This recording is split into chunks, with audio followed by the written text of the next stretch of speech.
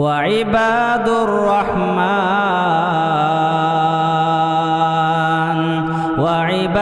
الرحمن الذين يمشون على الأرض هونا وإذا خاطبهم الجاهلون قالوا سلاما.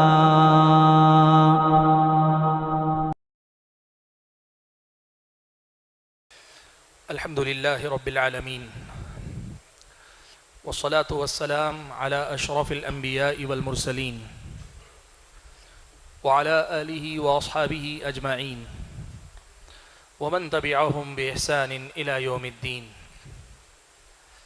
أما بعد، محترم حضرات، پہلی جو نشست ہوئی اس میں ہم لوگوں نے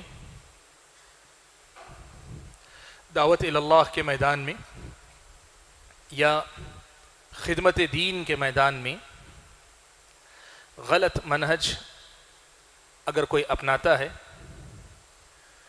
تو اس کا نقصان کیا ہوتا ہے، اس سے متعلق تفصیل کے ساتھ گفتگو کی، اور تاریخ اسلام کی روشنی میں خلافت عباسیہ کے دور کی ایک بڑے اہم معاملے کو سامنے رکھ کر ہم نے یہ بات سمجھی کہ دعوت یا خدمت دین کی کوشش جب غلط منہج پر کی جاتی ہے تو بظاہر وہ دین کی خدمت ہوتی ہے، بظاہر ان کی نیت دین کی خدمت ہی کرنا ہوتا ہے، لیکن انجام یا نتیجہ جو سامنے آتا ہے وہ دین کی خدمت سے زیادہ خود دین کا نقصان والا ہوتا ہے۔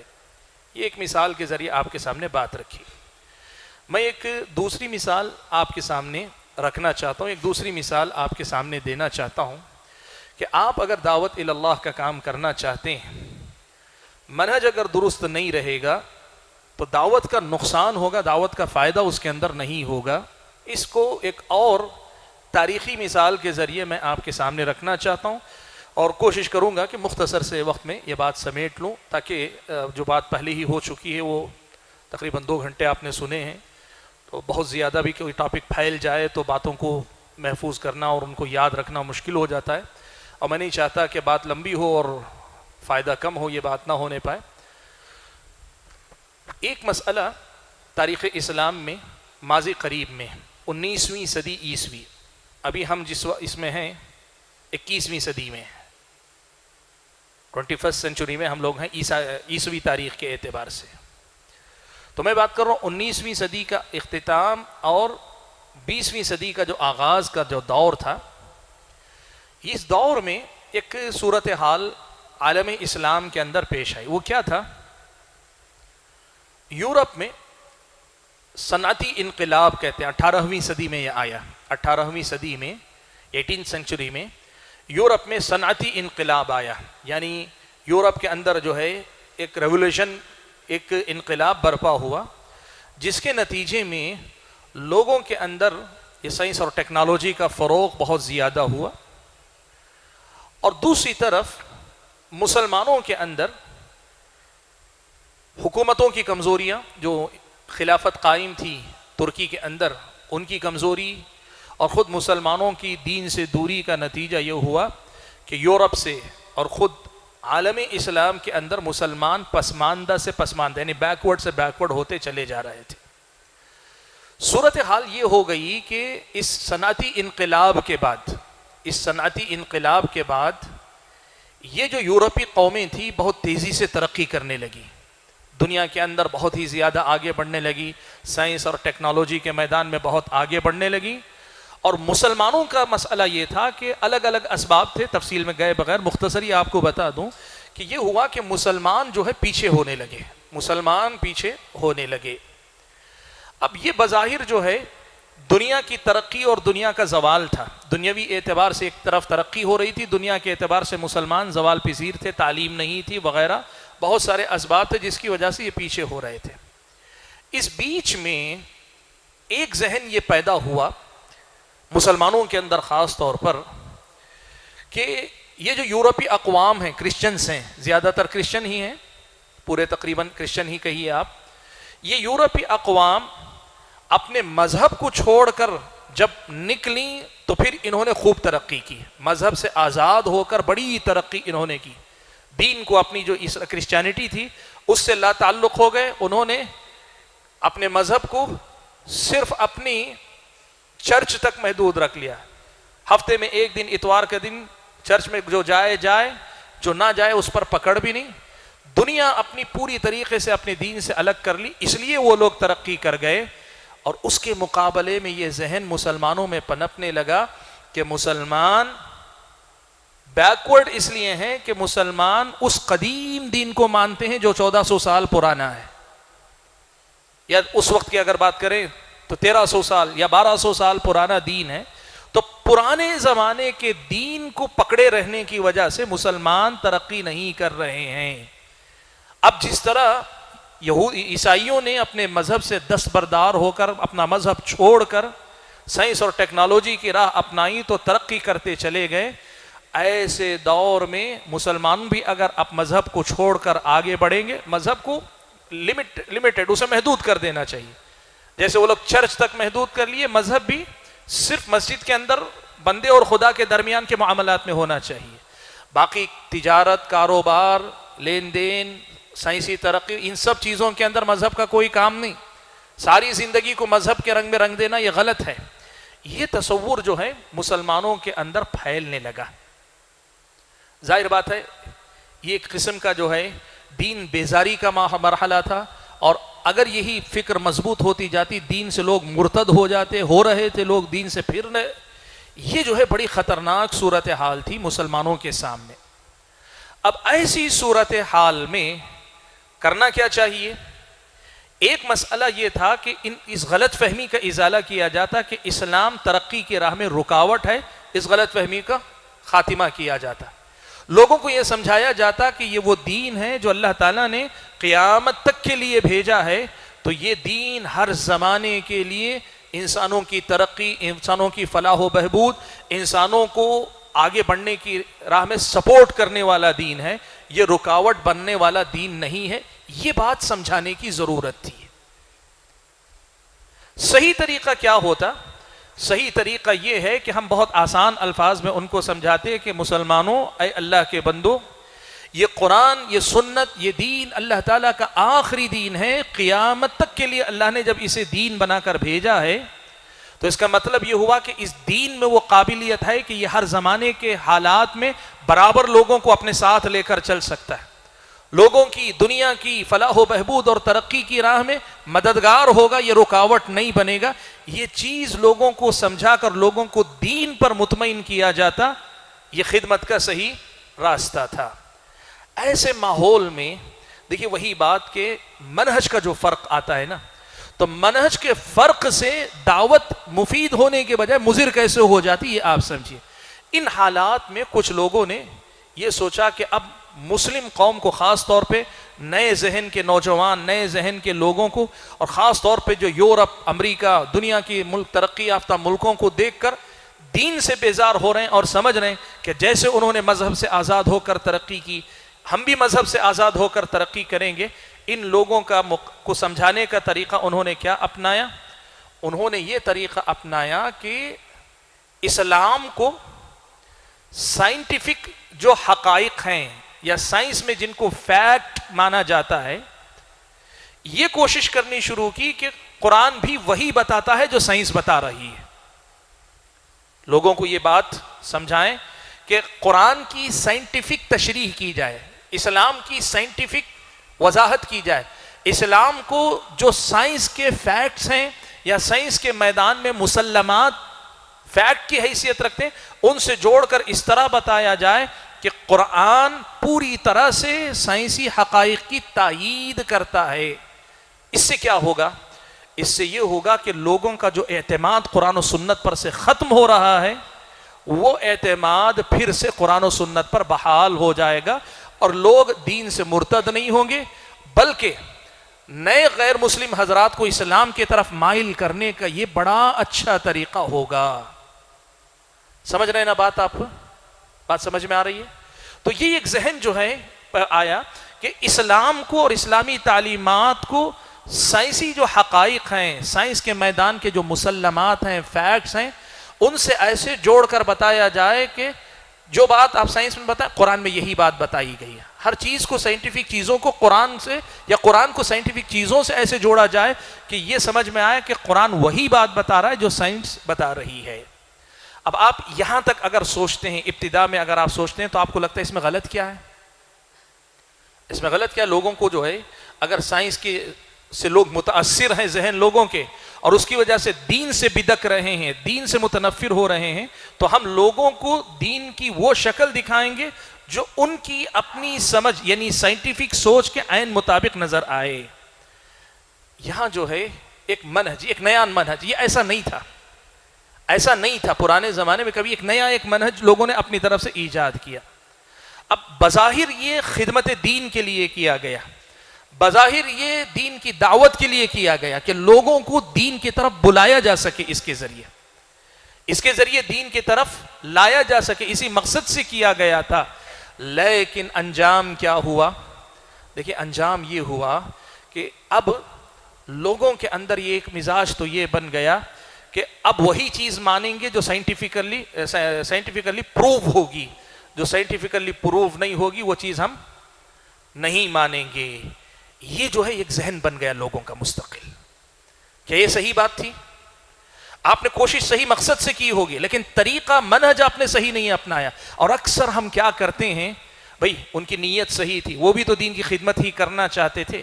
نیتوں پہ بات نہیں ہے، آپ کی نیت صحیح تھی، لیکن عمل کے صحیح ہونے کے لیے صرف نیت صحیح ہونا کافی ہے یا طریقہ صحیح ہونا بھی ضروری ہے؟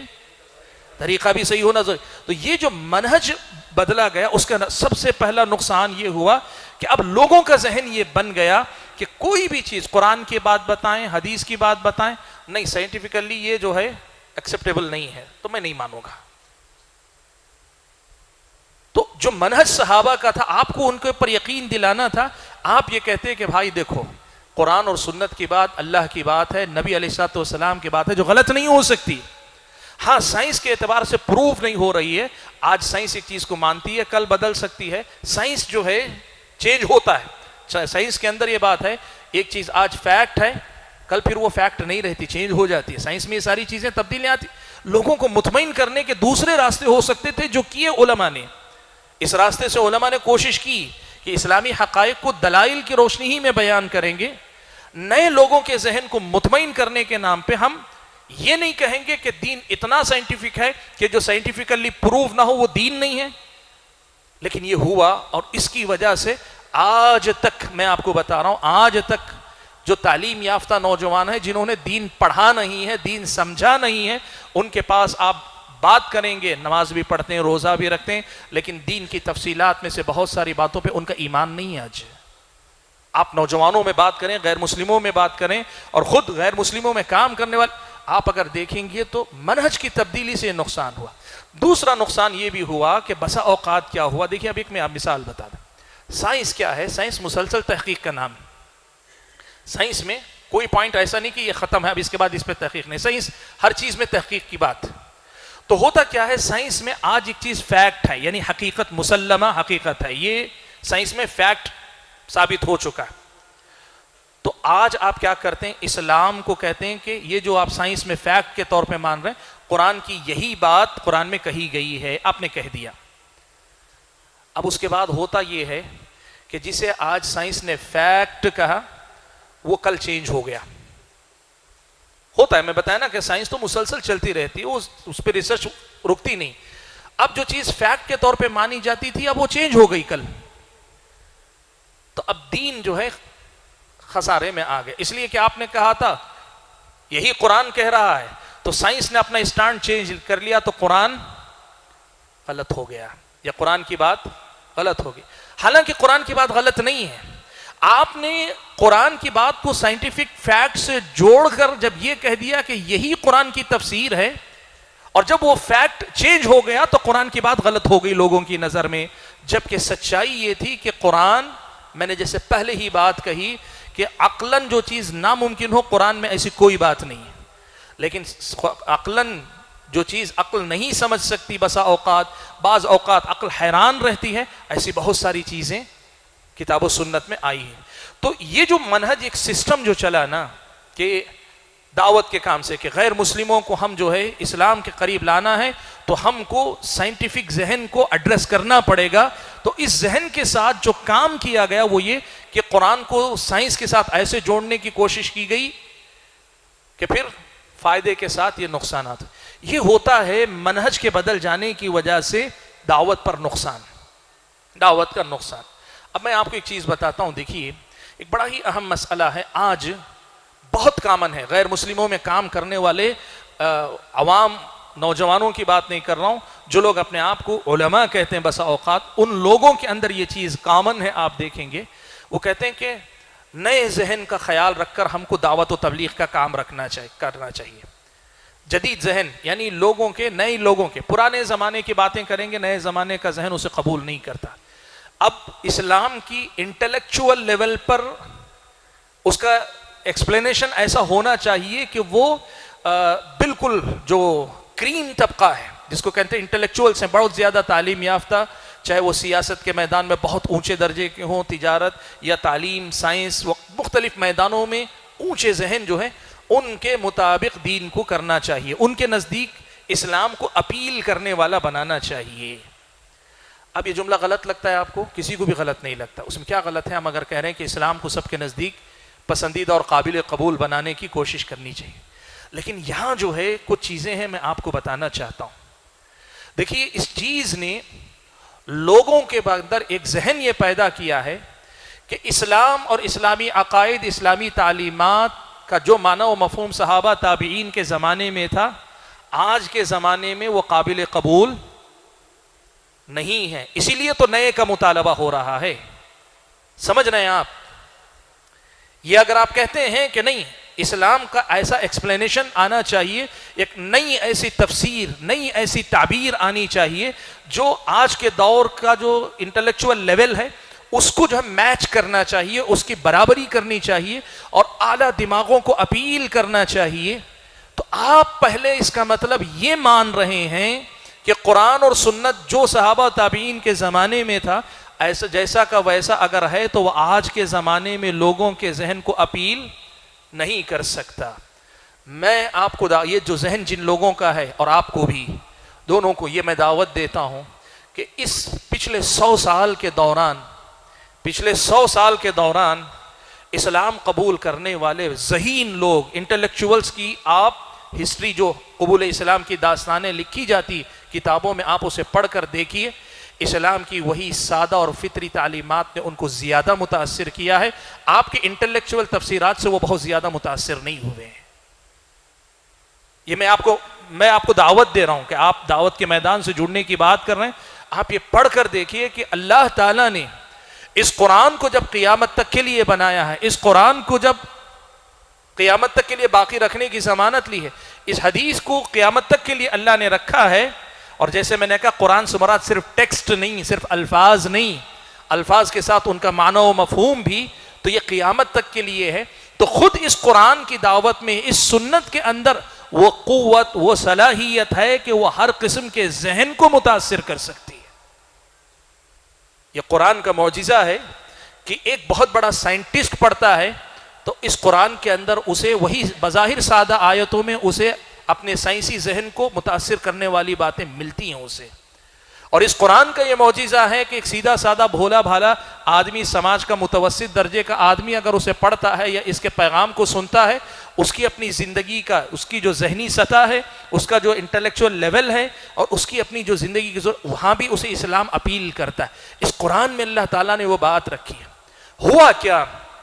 ہوا یہ کہ یہ کہہ کر کے جو ہے نئے زمانے میں انٹلیکچوئل لیول کو میچ کرنے کے لیے اسلام کی نئی تعبیر, نئی تفسیر کی ضرورت ہے.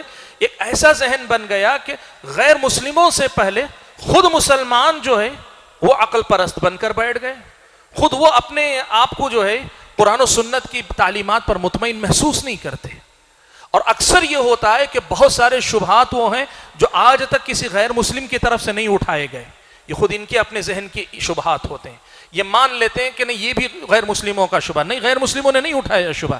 یہ آپ کا جو ذہن آپ نے بنا لیا ہے کہ ذہن وہ کہ جو ہمارے انٹلیکچوئل کا جو ہماری جو سمجھداری کا ہماری سمجھ بوجھ کا ہماری عقل کا جو معیار ہے اس پر دین کو آنا چاہیے، تو شبہات آپ کے اندر پیدا ہو رہے ہیں گرچہ آپ اسے غیر مسلموں کے نام سے جوڑ کر بتا رہے ہیں۔ اس وقت دنیا کے اندر میں آپ کو یہ بات بتانا چاہوں گا، آپ دیکھیں ماضی قریب میں ہندوستان کے اندر بعض لوگوں تھے، پاکستان کے اندر ہیں، دوسرے ملکوں کے عرب دنیا کے اندر بھی ہیں، اور اگر آپ دیکھیں گے ویسٹرن کنٹریز کی بات کریں وہاں بھی ہیں۔ وہ کیا ہے؟ ایک طبقہ ہے جس کو انٹلیکچوئلز کا طبقہ کہتے ہیں، یعنی مفکرین کا طبقہ کہتے ہیں۔ ان کا ذہن ہی کیا ہے؟ جیسے وہ تجربہ کیا گیا تھا سائنٹیفک، اسلام کو سائنٹیفک حقائق سے جوڑنے کی کوشش کی گئی تھی، وہی کوشش اب سائنٹیفک فیکٹ کے ساتھ ہی نہیں، انٹلیکچوئل لیول سے میچ کرنا، یعنی لوگوں کا جو ذہنی معیار ہے، لوگوں کی جو ذہنی پہنچ ہے، اس سے میل کھانے والی بات۔ اسی لیے بہت سارے لوگ ہیں، آج اگر آپ سنیں گے کوئی مسئلہ ان سے پوچھا جائے گا تو مسئلے کا جواب دینے کا طریقہ، دین کا اگر مسئلہ پوچھا، دنیا کی بات ہو تو آپ جو چاہے بولیں، دین کا مسئلہ اگر پوچھا جائے طریقہ یہ ہونا چاہیے کہ اس مسئلے میں اللہ تعالیٰ نے فلاں آیت اتاری ہے، نبی علیہ الصلوۃ والسلام نے فلاں حدیث بیان کی ہے، قرآن کی آیت اور حدیث کی روشنی میں صحابہ نے یا تابعین نے یا اہل علم نے اس کا یہ مفہوم بیان کیا، مسئلہ ایسا، یہ طریقہ ہوتا ہے جواب دینے کا۔ لیکن انٹلیکچوئلز کا طریقہ کیا ہوتا ہے پتہ ہے؟ قرآن کی آیت کا، حدیث کا، یا جو ہے صحابہ کے کسی قول کا حوالہ کبھی نہیں آئے گا، وہ گفتگو ہی ایسے شروع کریں گے، جنرلائز کرنا جسے کہتے ہیں، جنرلائز کرنا، یعنی وہ کہتے ہیں کہ دین یوں کہتا ہے، دین یوں کہتا ہے، جو جملے وہ کہہ رہے ہیں وہ اپنے جملے ہیں، جو بات کہہ رہے ہیں وہ ان کی اپنی عقل کی ایجاد ہے۔ دین کے نام پہ لوگوں کو ذہنی جو رائے ہے انسان کی، وہ دین کے نام پہ پیش کی جا رہی، یہ اس وقت چل رہا ہے۔ سوال یہ ہے کہ اس سے کیا ہوگا؟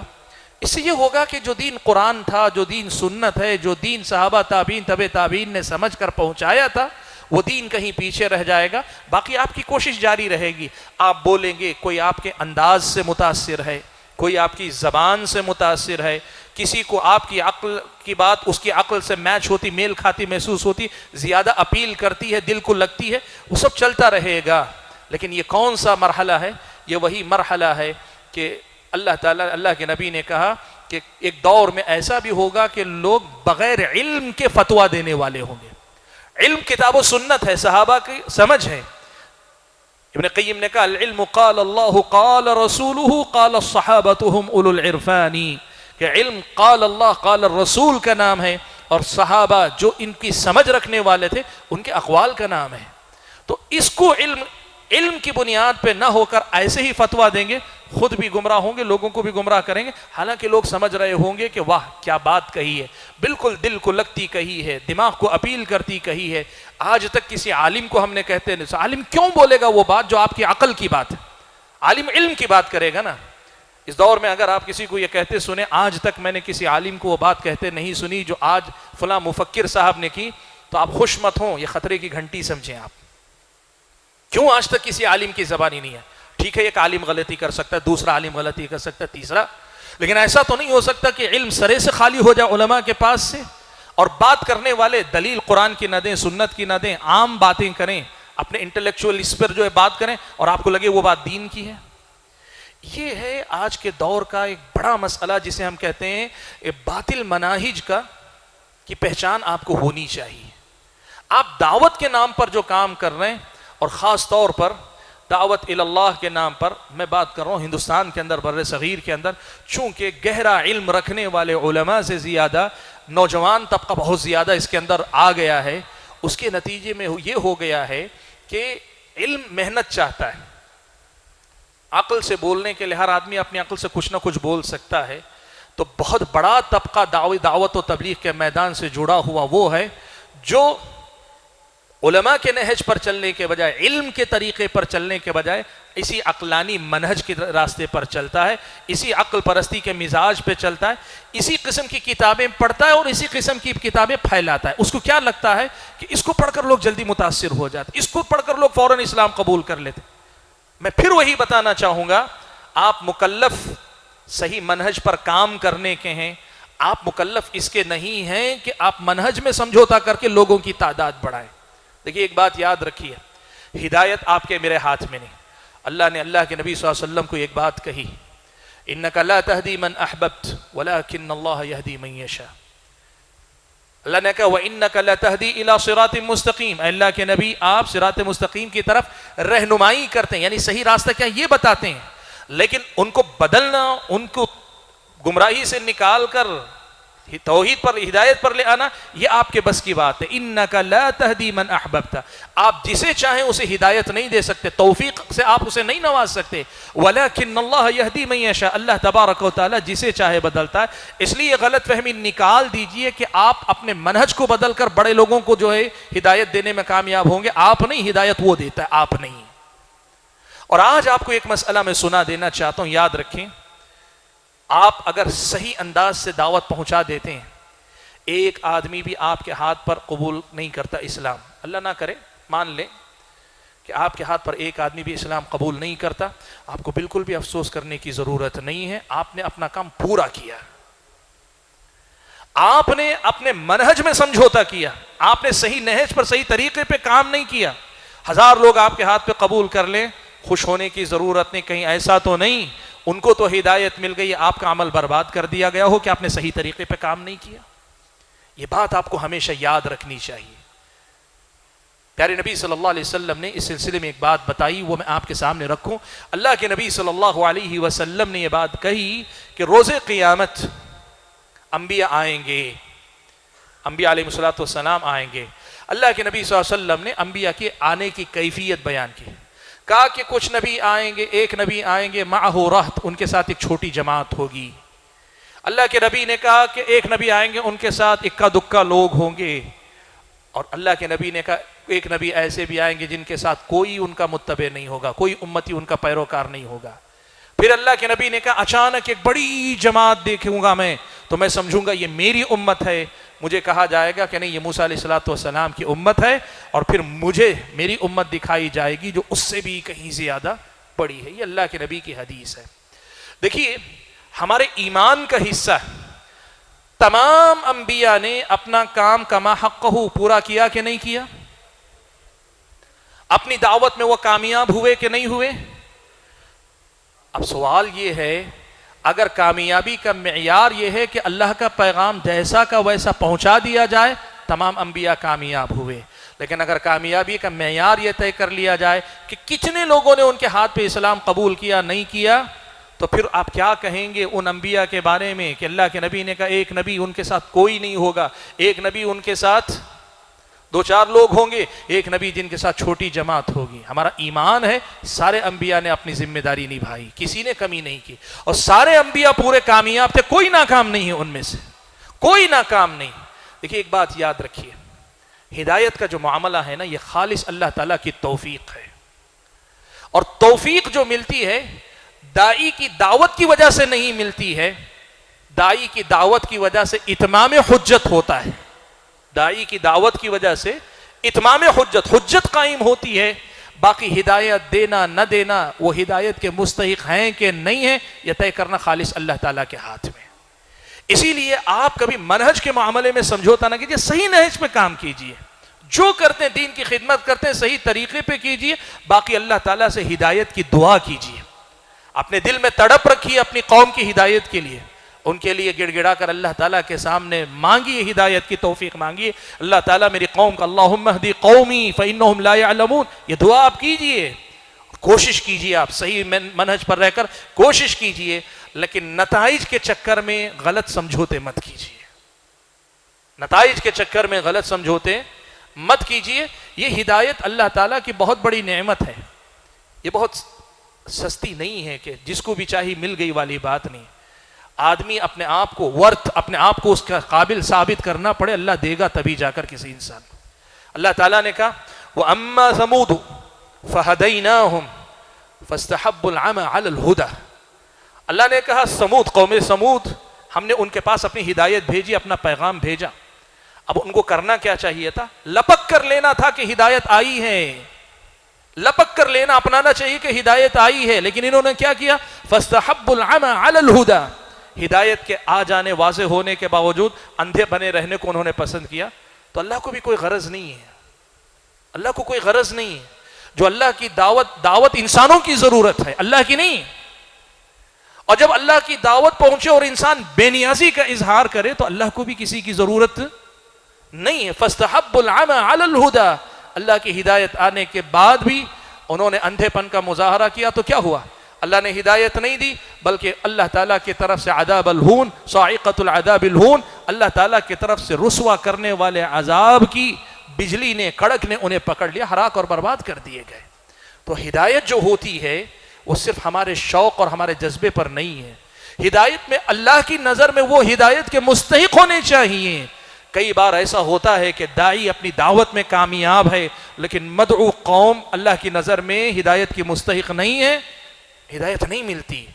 لیکن اس کی وجہ سے داعی کو کامیاب اور ناکام نہیں تصور کرنا چاہیے. داعی کی کامیابی کیا ہے؟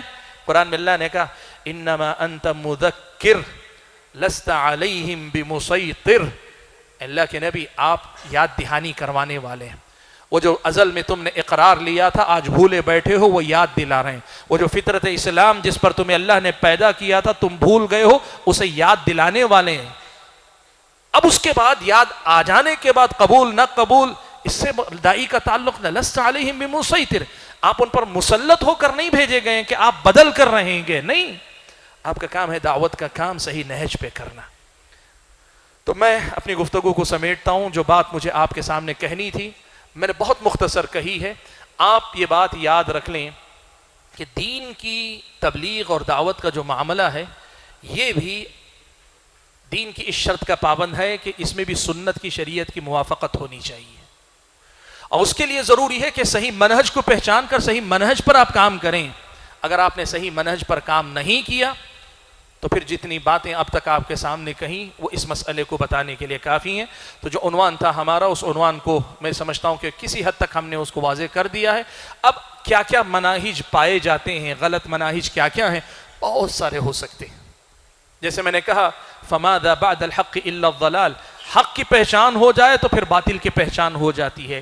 اسلام کی پہچان ہو جائے تو ادیان باطلہ کی پہچان ہوتی ہے. صحیح منہج صحابہ کا اگر آپ کے سامنے واضح ہو آپ اس پر محنت کریں گے، اس پر اگر آپ دین کو سیکھیں گے، سمجھیں گے، اسی نہج پر کام کرنے کی کوشش کریں گے تو پھر باطل مناہج خود بخود آپ کے سامنے کھلتے چلے جائیں گے.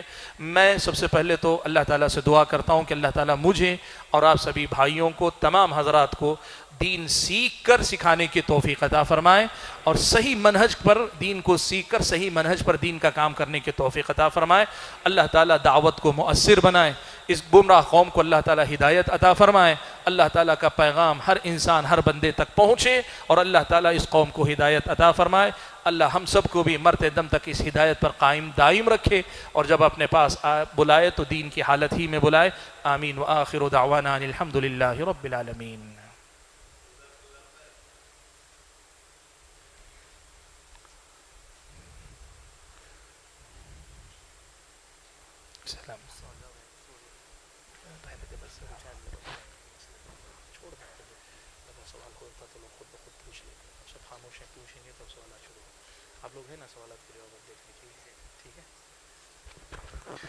ٹھیک ہے انشاءاللہ. میری آپ سے اپیل بس یہ ہے کہ جس میدان میں آپ جاتے ہیں اس میدان کے تقاضوں کو پورا کرنا ضروری ہوتا ہے. آپ دنیا کے سب سے عظیم کام کے لیے نکلے ہیں تو سب سے عظیم کام کے تقاضے بھی عظیم ہوں گے اور آپ محنت کریں گے تو اجر بھی آپ کو اتنا ہی زیادہ عظیم ملے گا. تو محنت کریں. اللہ تعالیٰ نے جو ہے موقع دیا ہے اور ہمیشہ اللہ تعالیٰ سے مدد طلب کریں. اللہ کی مدد کے ساتھ ہر کام آسان ہے اور اللہ کی مدد کے بغیر انسان کچھ نہیں ہے. جی واللہ تعالی اعلم. السلام علیکم ورحمۃ اللہ.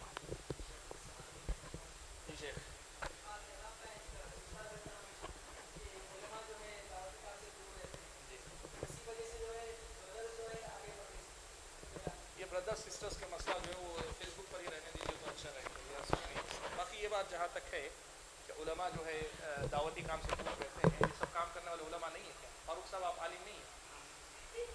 آپ عالم ہیں؟ اور کون ہے؟ شیخ حماد آپ عالم ہیں؟